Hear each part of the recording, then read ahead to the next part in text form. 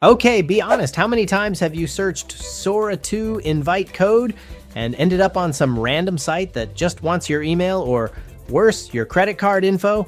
Yeah, same here.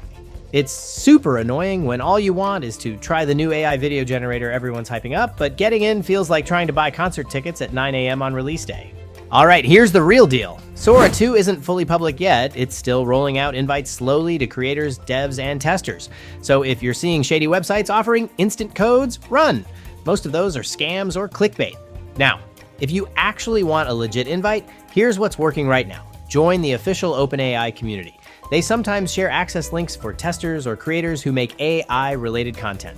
Follow OpenAI and Sora's official X accounts. They've been teasing limited invite drops there. Seriously, a few users on Reddit mentioned getting DMs after engaging with their posts. Hop on Discord. There are AI art and video communities where early Sora users hang out. Some of them have referral threads or invite sharing events. Be active on OpenAI's forums. Engaged users are more likely to get early access since they provide better feedback. So yeah, no magic shortcut, but there are smart ways to get in early.